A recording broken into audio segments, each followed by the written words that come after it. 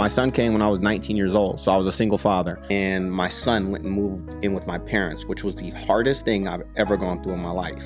But I would drive from Riverside to Fontana to see my son off to school. I didn't want him to know I wasn't living with them. So I would drive there every morning so that he saw me when he woke up.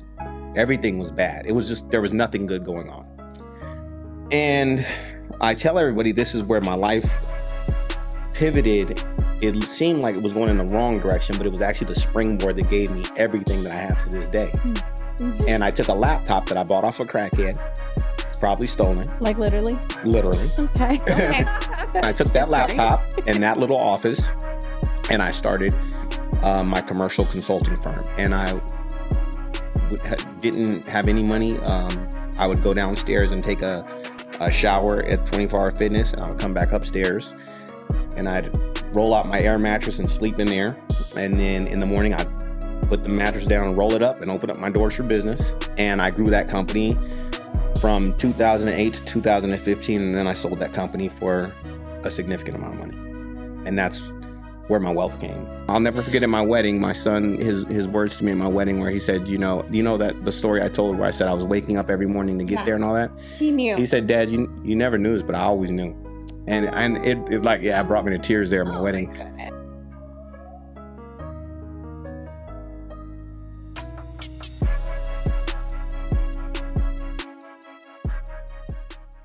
Welcome to Exchanging Secrets podcast. I'm your co-host, Mindy Silva, here with Jay Cohen, Julie Luna.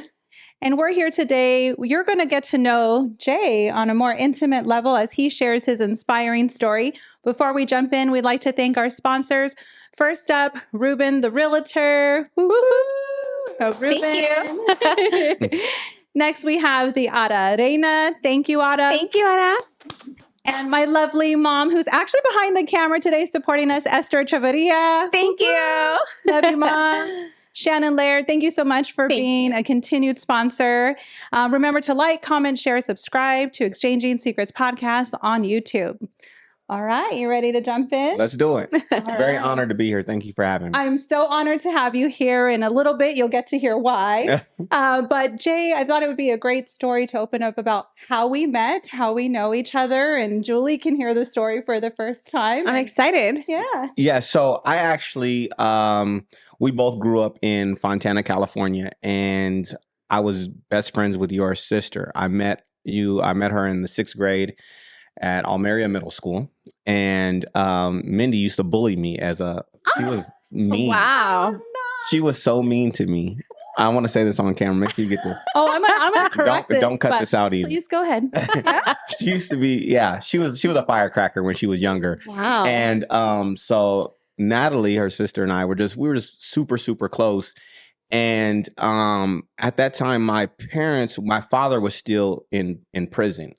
And so Mr. Echeverria kind of was like he was like the first guy who really took and like gave me like a man-to-man talk, like outside of my father. I'm never going to take away from what my father did, but he was one of the first ones that used to really have like, listen, you're not going to be doing that here. Like, he didn't play either. So he was like, you're not going to be doing that here. And it was, when you're younger, you're like looking for structure and, having that relationship. And then also just like, we didn't grow up in a time where it was like bullying was a thing. And I would never say that I was bullied out. Maybe it was probably on the other side of that, but I would say that I come from very humble beginnings. And when you don't have certain things, you just grow up without them. Mm-hmm. And your sister used to always look out. She'd be like, hey, like you can have my pizza. Or, we were poor. Aww. So she'd be like, I had the free lunch program. Yeah. And sis would be like, you can have my pizza today, or we'll share it.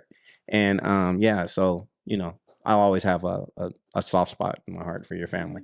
Oh, well, now I can't say what I was going to say that was mean, but I'll tell you my version of how we met. I was in 4th grade. How mean could I be? Right. But Jay and I had this we'd pick on each other like brother and sister. It really was a brother and sister relationship. But I remember one time, and we're just kind of going back and forth, fun banter. And I wasn't as quick. So if Jay's like incredibly quick and witty and just has like the comebacks. And I was like, you hard-boiled egg was like the worst thing Hard-boiled I egg. could think of. She did say I that. did say, and after that, he was like, "That is really the meanest thing you can think of." Like, I'm not even gonna mess with you. Yeah. anymore. Like, That's all you got? yeah, like we're just gonna be nice now because Yeah. like you're not on my level. Yeah. We can't play like that, you Yeah. know. But that's my memory is that I didn't even have a good comeback, right? I just It worked out. it was good. Yeah, it was good times. And then Jay stayed in our family. I mean, I'm 42. I'm going to be 42 this year, right? And Jay, you said you're going to be I'll be 44. 44. So Yeah. friends since like fourth grade all the way All the to way till now. adulthood. Crazy. Yeah. Yeah. But Jay, tell us a little bit about your story growing up here. You mentioned some early family challenges. What was next for you, right? You went through junior high, high school in the area, but what did that look like for your life? Yeah. Growing up out here, it's a we grew up in a very dynamic time in the Inland Empire because and if you guys at home don't understand what the Inland Empire is, we're about 45 minutes east of Los Angeles. And I'm an 80s baby, grew up in the 90s. So during that time you had the gang culture leaving LA and they were moving out here to the Inland Empire. The problem with that was that in LA, everything was sectioned off. If you're not supposed to be in this neighborhood, you can be over here, but you can't be over there. Well, they were all moving to the Inland Empire and it was like a mix. And so if you tell people like back when we grew up, Montana was not a great place to be. It was an okay place to be, Yeah. but it was not the best place to be. No, I was a chola in the middle school. Yeah. Cholas. You learn a lot. Remember, Julie went to Almeria too. Yes, yes. Yeah, you learn a lot very fast. And, I don't know, though. It gave me a genuine upbringing and it taught me a lot about grit and hustle. It also taught me how to watch out for certain types of people. And I still carry that into business to this day. One of the best things I did afterwards was I left and went away to college and went to the University of Maryland. And when I was there, I couldn't really afford tuition, so I joined the military and served in the U.S. Air Force. So shout out to all my military people at home watching. And I think that was one of the best things I ever did. I think getting away from, an environment that you're so accustomed to and all your friends are gave me an opportunity to see the world outside. When I went back into college, I got to see what wealth looked like. I got to see my roommate, his family was he was heir to the Spam fortune. So like his great grandfather invented Spam. Oh, wow. And we never ate no Spam. He was getting lobster and stuff. Like, He's like, don't eat that. Yeah. We sell it, but don't eat it. Yeah, don't eat that. So he was heir to the Spam fortune. And like I was like, whoa, like you have all this is your family's house, and I got to see what that looked like. And I got to see what those conversations were like. And I got to hear him talk to his parents, and what they were talking about at the dinner table was just not, it wasn't something that my parents talked about. Right. Oh my gosh. Yeah. So yeah, I got to get away from I think that anyone that's able to get away at a young age, for anybody at home watching this getting away at a young age to go see something outside of your environment is going to be a critical play in like your growth as an adult. What inspired you to get there, right? Like, this wasn't a college-going community, like you kind of explained. So in the city of Montana, if you see it now, it's grown to be more affluent. But like you said, when we were growing up, it was dirt fields. Yeah, everywhere. there's You remember? nothing. Yeah. There was nothing. There was like chicken ranches and dirt fields. And there was, our high school was like the second high school to open in the community, right? And, my parents really did talk to us a lot about like, it wasn't like what college you go to, but it wasn't if you're going to college, it's what college you're going to. Was that conversation happening in your home, or how did you aspire to college and career? No, I used to talk to your sister a lot, and she'd be like, "You should go to college." A lot of people didn't know, and it wasn't a cool thing to know. But like, I was actually pretty smart. Like, I only got A's and B's, but it wasn't cool to be smart. So I used to kind of hide it. I used to like, I would literally sometimes miss questions on tests because I wouldn't want people to think I'm a nerd, So I would do it purposely. That is crazy. So when I graduated, I graduated with a lot of like honors and stuff like that. And I remember when, how they give you the little ropes to wear for GPA and all that. And I had all the ropes and people were like, "You smart?" You? Yeah. You still selling ropes? And, I had a teacher, shout out to Mrs. Jefferson. she identified it pretty early on. And she came to me one day and gave me a really rough talk. And she was like, you are not just some, she said the N-word. She said, you are not, she was my African-American studies teacher. Mm. And she said, you are not just some N-word. And she was like, you keep going in there and you keep acting like you're stupid. And I know that you're intelligent. And she was like, you're not going to dumb yourself down. And she gave me a really tough talk. Wow. And, you know, it was really inspiring. Shout out to her. And she was the one like, you're going to get out of here and you don't even belong here. Wow. And I was like, oh, okay. And Then that's that's kind what of, you do. that I'm gonna get out of here then. And she wrote my letter to get into the Air Force. You know, so shout out to Miss Jefferson. Wow. Yeah. Teachers. That's a really inspiring. I had so many great teachers at A.B. Miller. Like, Yeah. it was an incredible high school. So many teachers inspired me to go to school. And Julie ended up Yeah. at the same Yeah. college I was at. What inspired you, Julie, to It was go my church. your church? Yeah, my church. I'm like, oh, there's a school in, Costa Mesa, Vanguard University. I'm like, okay. I mean, I was kind of like what he was mentioning. Like, you grow up in this world where our families, where you don't really talk about college. Like, my mom I'll never forget, my mom would say, like, why are you going to college? You need to just find a job. It's just their mentality. Mhm. And, now growing up and being in different groups associated, like, you see that world, like, oh my God, there's so much more like into life. But it's like, we have to be open-minded, and it's so sad that we don't grow up that way. So you have to make sure you get surrounded by that type of people to open up your mind and know that there's so much more than just, I don't know. It's just crazy. Completely Yeah, agree. absolutely. My first year of college, I moved away out of state, went to UNLV before going to that's Vanguard. right, yes. But to your point, right, just kind of getting out of your comfort zone, stepping into a different space, meeting different people. And even at Vanguard, that was a different world. That school at the time was 97% Caucasian. Everybody drove a Mercedes, Yeah. a BMW, had Mhm. mom and daddy's credit card, right? Yes. Like, just Yeah. their thinking was different. I remember my mom came to visit one day and she's like, oh my God, you left your car unlocked. I'm like, girl, ain't nobody Nobody's wants to stealing steal it. my car. It's fine. Everyone knows that we were known as the Fontana girls, the only Hispanic girls. We were really known because everyone was. We were the 3%. Yeah. Literally, Wow. yeah. Wow. Amazing. Right? Yeah. So tell us, you go into Air Force, then what happens? Yeah. So then they sent me to North Dakota, and you sitting a California kid, North Dakota was terrible. So they said, where do you want to go next? And I was like, home. I'd like to go home, please. So yeah, came home. And I got into the regular retail and worked at Foot Locker, regular hustle jobs at the Ontario Mills. Yeah. I lied on one resume to get to another position and another resume to another resume. And I just kept lying and telling them I was this manager and that manager Wow. until I finally was managing a store called Sirens. You guys remember Sirens? Yes, Yeah. I do. So it was like a Forever 21 for it was like women's clothes. Oh, okay. Yeah. So I was a store That's manager where you there. could Google things and find out you weren't actually Exactly. manager. Exactly. I told them Wow. I was working at Foot Locker, told them I was a manager at Foot Locker. I was just a sales associate. Then they hired me to be an actual store manager. And I was like, I don't know what I'm doing. And then I told them, then I bluffed them and told them, oh, I got offered a better job. And so they made me the district manager. Wow. You are smart. You're just working the system. Shout out to Sirens for giving me an opportunity. So they're out of business now, not because of me, I don't think. Didn't do well as a district. I know, right? Right. But as I was at Sirens, everyone kept telling me like, oh man, if you want to make, because at that time I just thought like, oh, I just want to make $100,000. That was rich. That was a lot. If you made $100,000, you were rich. You made it. Yeah.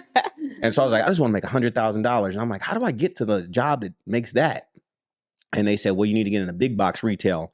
And so at the time, Kohl's was just coming out here. So I went over, again, lied on my resume again, went over to Kohl's and told them I had all this experience and went over there. And they let me run a store. I was like a manager in training. I used that opportunity to get a better position at Target. I just kept bouncing from retail, essentially. Yeah. Essentially, yeah. And How old were you at this time? I was 23 to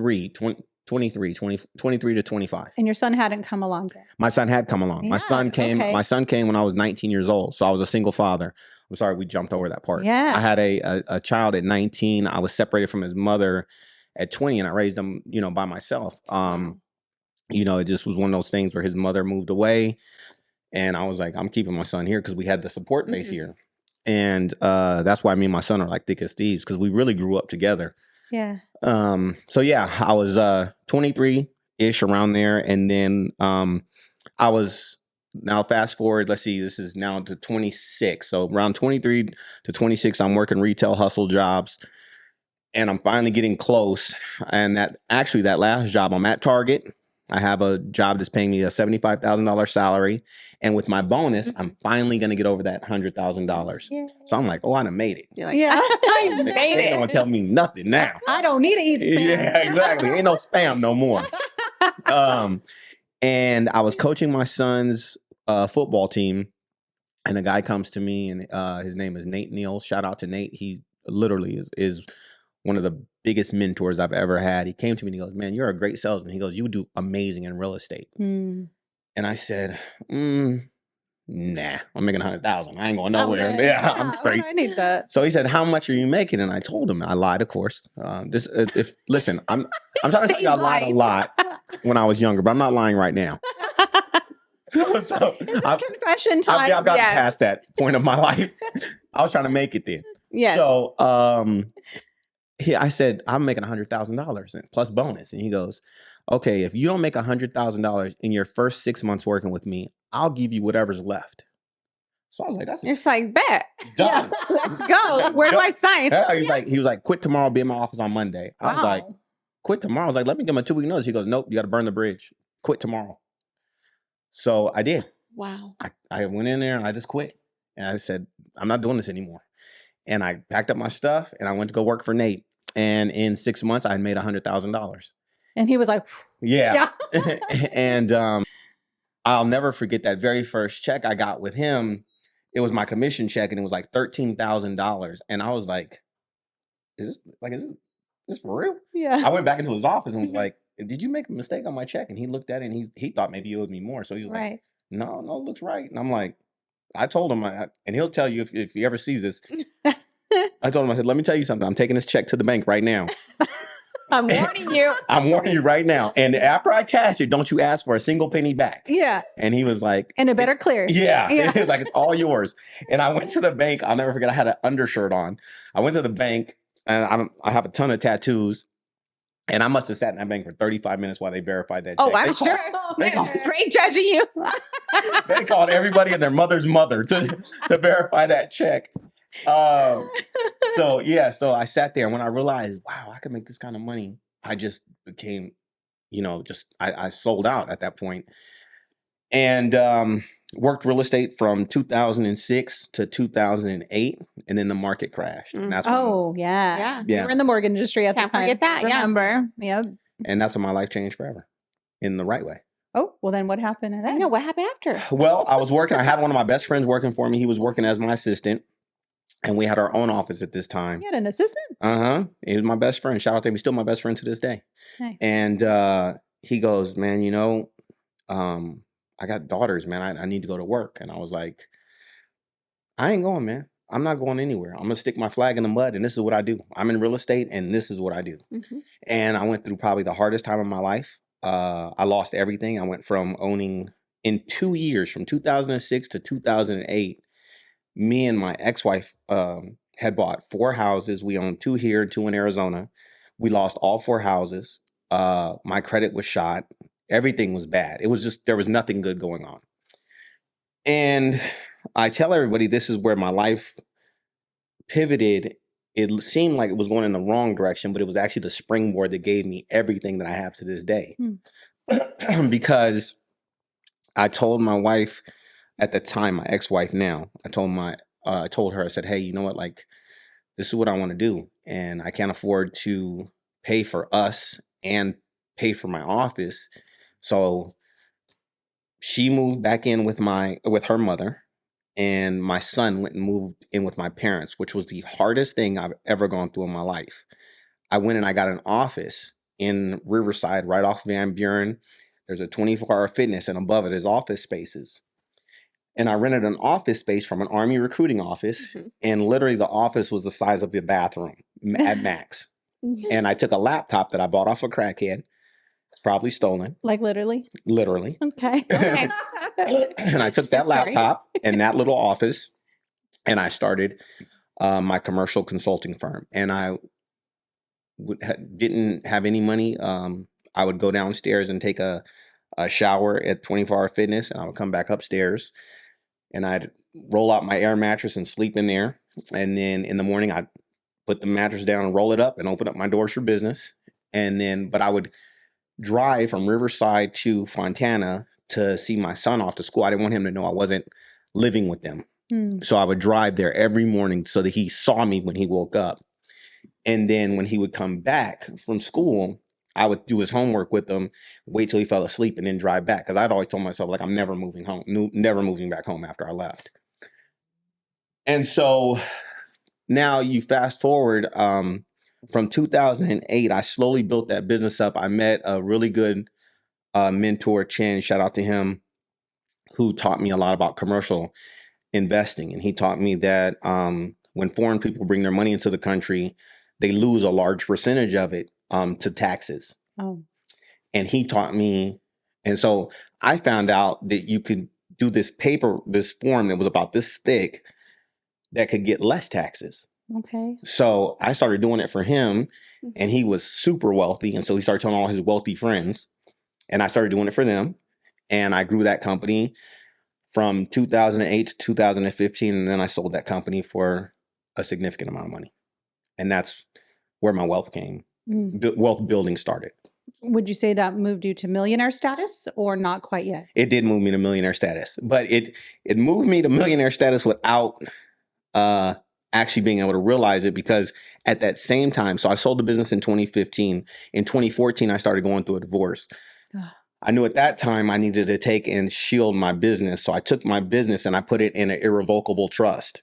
So I sold the business for X amount of dollars. And when I did, I couldn't touch the money because it didn't belong to me. It belonged to the trust. So I could move assets, but I couldn't move it out of the trust. So I was able to take the interest. I was able to live off the interest, but I wasn't able to really deal with the money. But technically on paper, I was a millionaire at that point. That's wild. Yeah, that's crazy. Yeah, but I'm broke. But I'm a millionaire. Yeah, I'm broke, but I'm a millionaire. Wait for it. Yeah. Yeah. But then I also started realizing that just the interest alone, just off a few $1 million, is a significant amount of money. Absolutely. Yeah. Yeah. Crazy. Yeah. What was your motivator? I mean, was it your son? Was it just thinking I never want to go back to where I started when I was little? Or what kept you pushing forward? You had a lot of obstacles. I just knew that there was something bigger out there for me. I just could feel it in my stomach. And I always felt that I was different than people. Some people used to take it as arrogant. I used to get that a lot when I was like in high school. Like, oh, he's so arrogant. He's cocky. But I just knew I was different. I'm like, I'm not like you guys. I knew that I had a talent. God had a purpose. Yeah. And you knew it. You could feel it. I could feel it.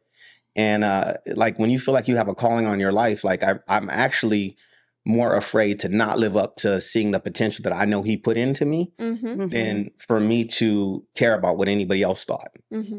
And so, yeah, there was that. It's amazing. Yeah. Julie, what do you think? You're like at the beginning of the story. It's been a rough year, right? Into entrepreneurship. And what keeps you motivated? I mean, my family for sure. And it's just kind of like what he said. It's like, I don't feel like, you feel like something's different with you. Like I do see that everything that I'm going through right now, and it's my first year and it's super hard and, I'm still in red or whatnot. But the point is, I think of what I do every morning or every day, what I have to do. And I look around me, I'm like, a lot of people wouldn't be able to do what I do.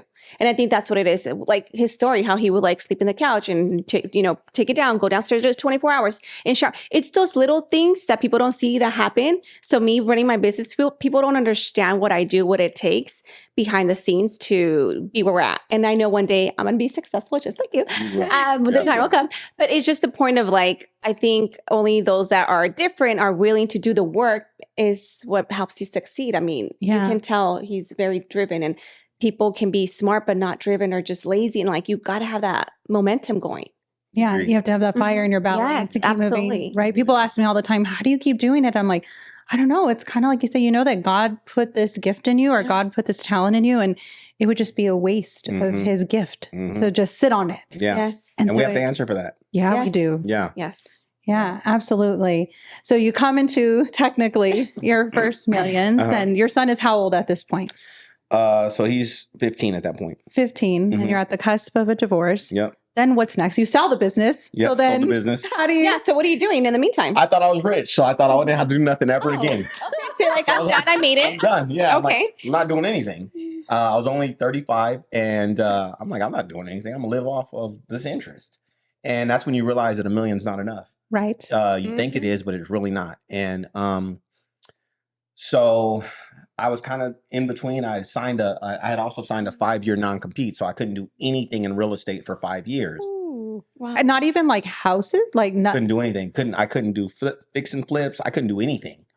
And the people that I sold my business to, I wanted to do right by them. Yeah, I probably could have went around it. I probably could have met you and like, hey, you do the deal and all. Yes, right. But they made me my first $1 million, and so I just like. You didn't want to lie. Yeah, I was Yeah. I was lying trying to get rich.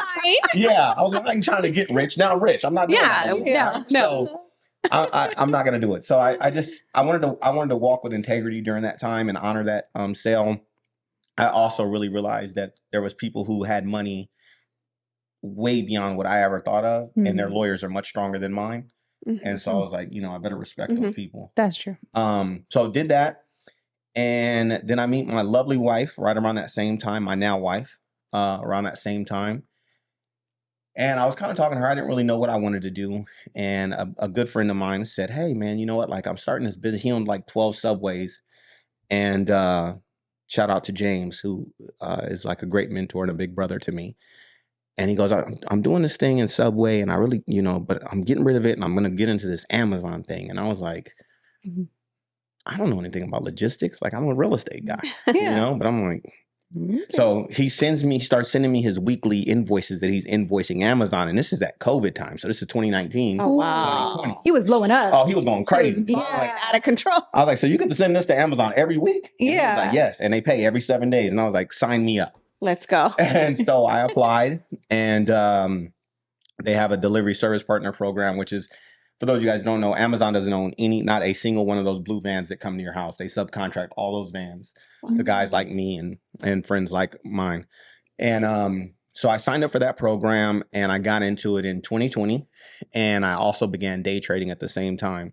So I had taken money when I sold my business in 2015. I had taken that and not doubled it, but I had made another $1 million from 2015 to 2020. I had made another $1 million in the stock market because it was in that trust. All I could do was move it around in stocks, Right. but I wasn't allowed to like actually do anything with it. So I quickly realized that the stock market was the second vehicle I needed to use because I was making a ton of money in there. But then the problem I had was capital gains taxes. So you make $1 million, you owe $500,000 in taxes. Wow. So I was like, okay, I got to do something. And I talked to my CPA. I had an amazing CPA at the time. Shout out to Carlton, who I'll put you guys with. You guys definitely need a good tax strategist.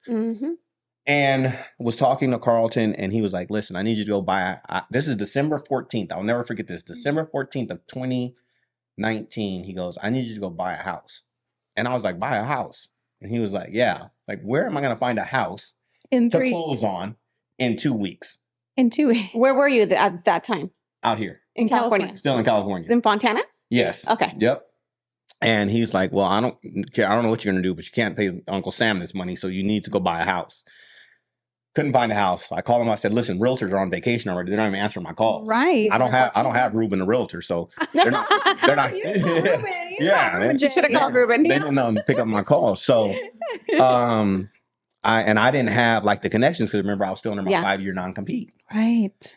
So, he goes, well, go get a vehicle. It's over 6,000 pounds. Go get a G-Wagon or something. I'm like, dude, I already have one. I'm not going to get a second one just for the sake of having a. So I go to Ford, and I'm like, hey, like, what's here for sale? And they were like, what do you mean? There's cars. Yeah, that's over like 6,000 pounds. And they were like, we don't have much, but we have these transit vans. And I was like, okay, I'll take the whole row. And they were like, they thought I was psycho, right? I mean, I make jogging pants and a regular Lululemon top. And I'm like, I'm gonna take all of them.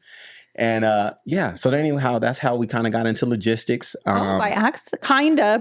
Yeah, it was a tax play and a plug for my good friend James. Wow. So we started doing that, and then we expanded. So you weren't with your wife yet. I mean, you were dating, but not married yet. And then that's when I learned humility. Because at that time, I thought I was like the biggest thing since sliced bread. So So I went to my now wife and I was like, hey, you know, we should sign a prenup. And she was like, okay. I should have knew right then I was messing up. When she said okay that fast, I should have knew something was up. And come to find out, my wife, if you guys don't know who my wife is, she's an actress who's like on BET right now, and family owns tons of. We sat down with our lawyers, and I was like, "No, we don't need a prenup." Like, Did you know this before or no? no, I didn't, because she lived very humbly. Like she's such a humble spirit. Like she's nothing like. Can me. we say her name? Is it okay? Karina Luna. Yeah. Karina Luna, you guys can see her at Family Business on BET. Oh, nice. Actually, she's on Netflix right now. So and you guys are doing a podcast now too together, right? Yeah, a couple moves away. She's a phenomenal woman, and she owns her own trucking company that's still here in California, Lunagistics. She's a powerhouse, and he was like, "Dang, she made me look like I made pennies." Yeah. I'll just take these papers and put them right over. She's like, just kidding. We don't need a prenup. And so met her, and life. The partner you pick will definitely change the trajectory of your life, because all the things that I used to think I wanted to do, she really pushed me into those things. She was like, and she made it easy for me to go do those things. I tell people, everyone thinks that the success maybe comes from me because they see like the stock side and the logistics side. It really is from my wife, because she made it so easy for me, because I knew I was with a partner that supported you. Yeah. If I land flat on my face, she'd be like, I'll go live under a bridge with you, because like we'll get it back. Like she's like, I'm cool, whatever. And it makes it easy as a man to take and make those leaps when you know that you have somebody who at home is not gonna like criticize you or spike the ball on you. Like, I told you so, you know. No, she's gonna be like, okay. We'll start over. Try it again. Yeah. All right. It's so true that finding the right partner is priceless, right? We did a podcast, and I don't know what we were talking about. Like, oh, what's your secret to success? And I was like, I mean, my spouse. My spouse is the support system, the love, the confidence, like all the things that that we lack, as human beings, like your partner, right? Having the right partner in life and having that be reciprocal, right? Is the most important thing. And I remember when Ruben was at the cusp of changing his career, I had luckily fell into mine real early. Like, I've been doing it for 20 years. I love philanthropy. There's like nowhere my heart would rather be. And my career kept growing. And I was gone more and more from the house. And usually that's when spouses sort of come in and start to push back on your career, especially once children come in. Yeah. And Ruben just kept stepping up and just like and it helped me keep growing. And I didn't worry that I was away too many days or, gone too far. And then Ruben came to a time where I realized he had sacrificed a lot in his career to watch mine grow. And he was ready to, he had wanted to do real estate since he was 18, and he had talked about it for years, and he had been in banking for most of our time together at that point. We're going to be celebrating actually our 19th anniversary coming up. Nice. Wow. 24 years together, right? Yes. Yeah. But, I wanted to see him happy in what he, whatever he wanted to do. And so I just told him, so quit. Yeah. And he was like, what? I'm like, well, if you want to give him a 2-week notice, that's fine, whatever. But quit and go do what you want. Yeah. And he was, and he was like, really? I'm like, it is that easy sometimes. Yeah. It is that. And I said, now you better do good, because, but I said, no we started, pressure, but no pressure, but we started with an apartment that we didn't own, and the little, a 1-bedroom apartment, and lived with my parents for 3 years before we could afford this house, right? Like, worst case, worst that can happen? We start over. Yeah, exactly. Yeah. Right. Worst case, these are just material things. Yeah. And Ruben's first year into real estate, and it hasn't stopped. It just took off. Nice. And now, and now my career keeps growing and his career keeps going, and we just keep rebalancing each other. Beautiful. Yeah. So what year did you get married? So we got married in 2021. We got engaged in 2020. I don't want to mess this up on camera. We got engaged in 2020, got married in 2021. Okay. Right. Yeah. And did it take much convincing? No. She was great. Yeah, I knew she was the right one, and I knew that she completed the house that I needed. I always thought when I went, not to bash the prior relationship, but when I left that relationship, I said, oh, I need this. I'm going to marry a doctor or a lawyer or somebody who is really elevated from a education standpoint to understand me. And I dated a few of them, and I was like, this is boring. And I'm like, this is terrible. And I'm a lot, right? I think I'm a handful. So my wife Oh. matched my crazy and was just kind of like, yeah, like, do you, boo? Like, so she's such a hype woman. She's Latina. She's beautiful. She has all of the qualities. Yeah. She's vibrant. I get to see your like story right through your podcast or Instagram or whatever you share. But I thought, wow, he's met his match. She's awesome. She's amazing. She's amazing. Shout out to my wife. Yeah, definitely. So you get married. And then I think you have a little one now. Yes, we have a 1-year-old daughter, which changes our entire dynamic. Sure. Yeah. So 2 kids. We have 2 kids. Yeah, I have 2 kids. Okay. I have 24-year-old son and a 1-year-old daughter. Wow. That's quite the gap. Yeah. Just a you little talked about it on one of your first episodes about being convinced, many years gapped, right, between the 2 kids. Yeah. And that you weren't thinking, oh man, that I want to have a kid 20 years apart, right? Yeah. Initially. Tell us a little bit about that journey into like what you're experiencing today now, having a 1-year-old baby. Yeah, typically as most men will say, my wife was right. So when my wife and I first got together, you have to like go back and to think about the time and age that I was in. I was 35-ish. My son was headed off into college. He went to go play college football. So I knew my son was leaving to go to college. And I was like, oh, this is it. I get to just travel the world and I got money now. And I got this gorgeous Latina girlfriend. Like, I'm really living life. And so she had asked me while we were dating, she said, hey, like, do you think that you would ever have kids? And I was like, well, I have one and he's a boy. So like, that's awesome as a dad. And, I guess if I met the right woman and she wanted one, she'll tell you that I said this. I said the stupidest thing ever. I said, if she wanted one, I'd give her one. She was like, you giving one like a puppy? Like, I was like, if she wanted a baby, I'd give her one. She was like, it's not something you just give somebody, And so she was like, oh, okay. And then I asked her the same. I said, what about you? Do you want kids? And she goes, well, I was never that girl. Like, I didn't grow up like with the whole like princess fairy tale. Some man's going to swoop me off my feet and I'll have 5 children and live. She goes, I was always a woman who knew that I'd be very career driven. And she was like, I guess I assumed that at some point in time, if I just, found the right person, I'd be open to having kids, but it just wasn't at the top of my list. And so we heard 2 different things. She heard me say, I wouldn't mind having kids. And I heard her say, you don't have to have kids. Well, that's not what we said at all. You didn't read between the lines. You missed that. You missed the Woman Talk 101 class. Yeah. Right. I definitely skipped that one. And so we get into marriage and things like that. And then she's like, okay, I want to have kids. And no, actually, before we got married, she goes, I don't want to have kids. And I was like, I don't want to have kids. Because now I'm like 39. So I'm like, I'm 40 years old. I'm not having no kid. And she's like, oh, I want to have a kid. And it became a thing. We almost actually ended up splitting up over it. We had to go through therapy and shout out to our therapist, Soko. She kind of helped us keep us together through that time. And it really gave me perspective. And I really started to understand the reason why I was kind of fearful was because I had raised my son by myself. And I was like, I'm not doing that again. That's hard. And I started realizing like, oh, you have a partner. And then we went through a really rough journey. We went through IVF and that was pretty difficult.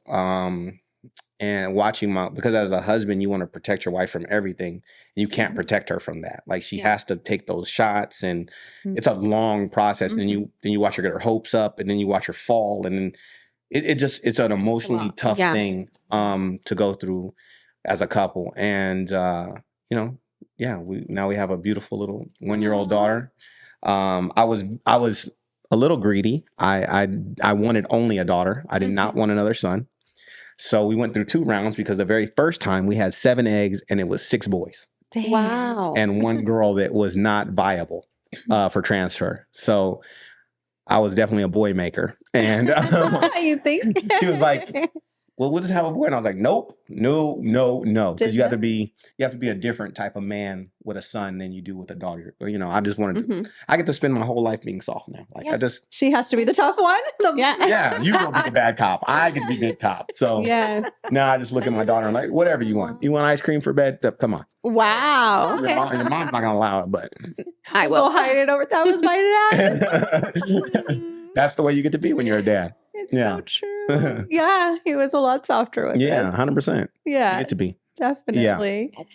If you had to tell your little one something, you look back and you'd say, little one, if I could give you the best piece of advice, she's 18 years old and she's listening back to your podcast of you telling your journey and your story. What's the best advice that you would give her? Question everything.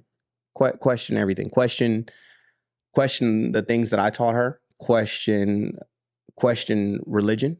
Question morals. Just ask why.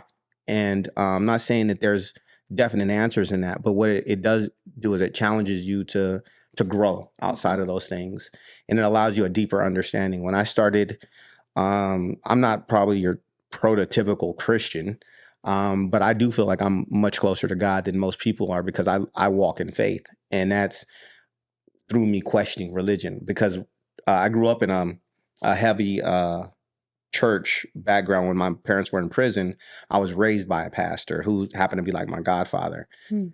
So I was in church and Bible study and all these things. And,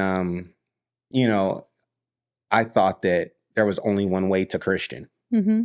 And what I realized was there's a lot of people who go to church every single Sunday and Bible study on Tuesday and choir practice on Thursday who still don't have a tenth of the faith I have. Yeah. Yeah. And I'm able to walk in that every single day. And I know who controls my life, and I know who's responsible for all of this. And I try to make sure that people see that when they talk to me, that I know that there's somebody bigger than me. And I feel like there's a lot of people in the church who don't even do that. And I don't go to church. Yeah, it's interesting you say that. One of our friends was at work, and her coworker had listened to our podcast, and he's like, is it a ministry? Or is it a business? Or I'm having a hard time. You guys talk a lot about your faith. Is that fake? Or do you guys just talk is that real talk? Is that how you guys talk to each other? Is that really, or is this like a show? Type of thing. And, what I thought was interesting about that question was, when we're here, sometimes we actually forget the camera's on and Ruben has to wave and tell us that the time is out. Over there you go. But because we get into this authentic flow of conversation, and a lot of that is based on faith. Yeah, we 100%. do believe that, God is the foundation, right, of how we come to be today, or what drives us, but it was interesting because I was telling my mom, and I was like, I know most people in ministry wouldn't understand this, but for me, this feels like an unconventional way of ministering. And it's brought people closer to God. Listening into podcasts, wanting to find salvation. This is not what it was intended for. It was literally intended. The reason we started the podcast was because we realized we were acquiring this knowledge. We were growing as human beings, and there's a lot of households who don't have this information. They don't have this knowledge. And we said, we're starting to grow, and we're sharing it amongst ourselves. And, I have mentors and, family like yourself who are helping me. But just like how Julie grew up, didn't have that kind of support, right? And she's finding people and networks around her. And I was like, what if we can take that to a broader audience? What if we could share all the knowledge and wisdom that we have gained, so that people who grew up like we grew up can learn from it, can grow from it, to be mentored into it, that they don't have to stay stuck where they're at, right?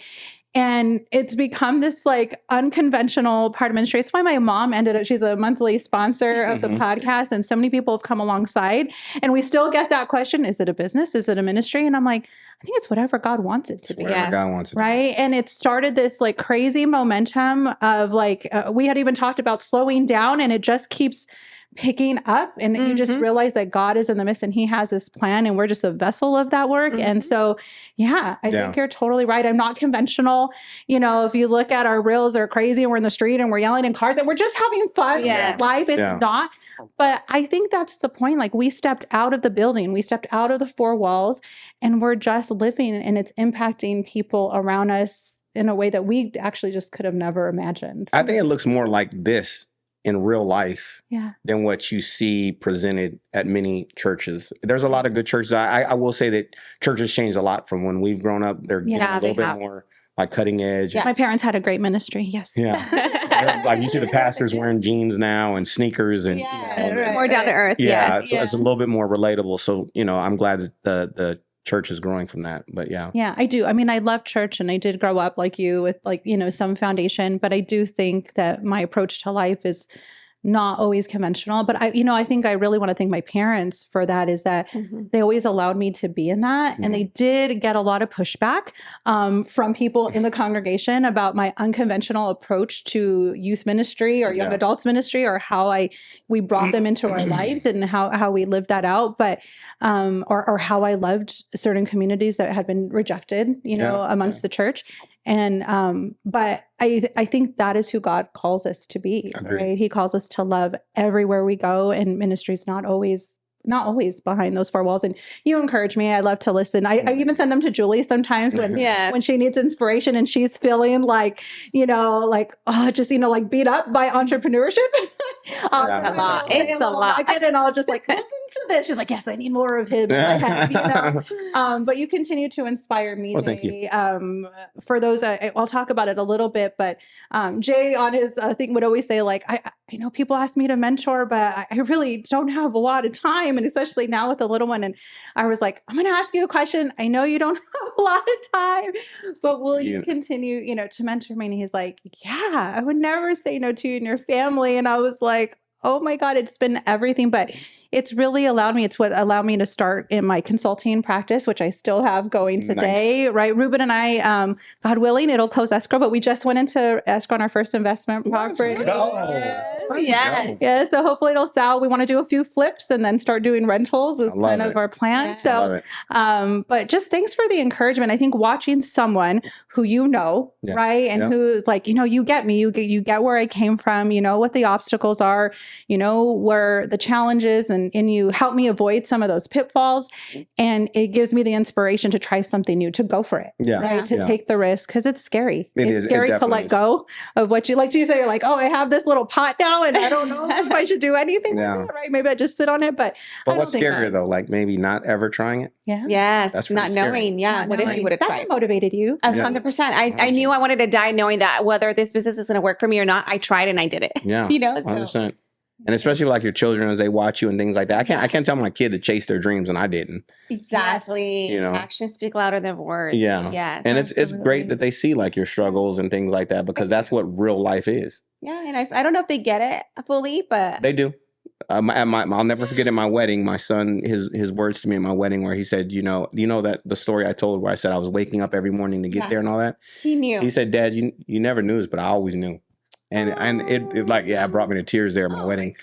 He was like, I always knew, and I just want to say thank you, for that. And so observant. They're very observant. He's like, I knew you weren't there, but thank you for it, and the sacrifice. Your kids, they see it, and it's worth it.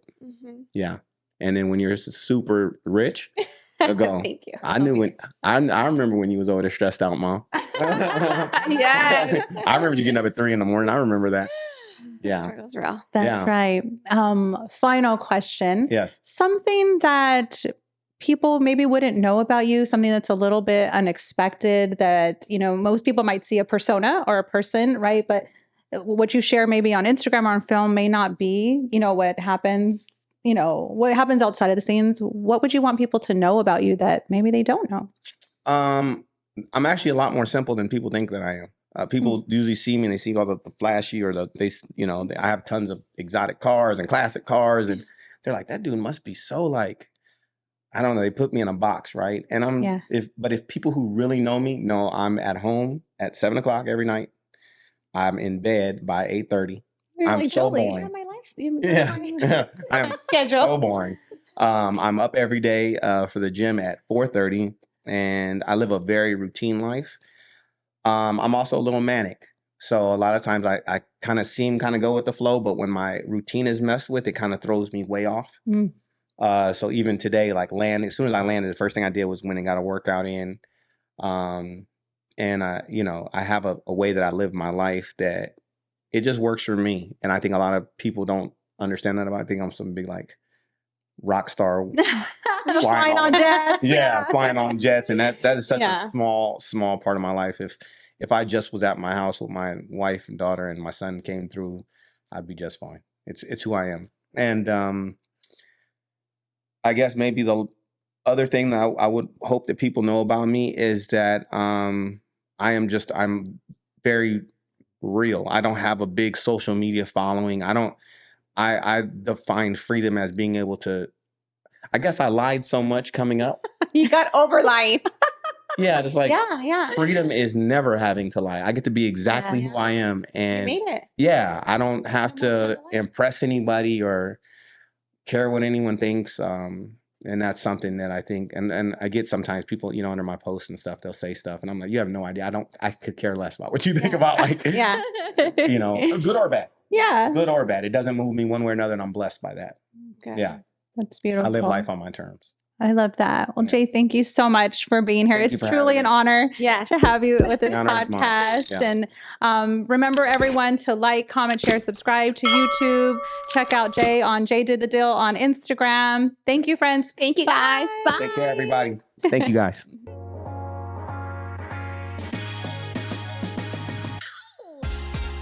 Thank you, friends, for joining us. Tune in each week as we give you an intimate window into our decades of friendship and exchange secrets on how we are striving to successfully navigate life's challenges. Remember to like and subscribe to our podcast on YouTube and other podcast platforms. The content in our podcast is for information and entertainment purposes only and does not constitute medical, legal, financial, or other professional advice. Please consult with a professional for specific advice tailored to your situation. The views and opinions expressed by our guests and sponsors are their own and do not necessarily reflect the views of Tell Me Your Secret, LLC.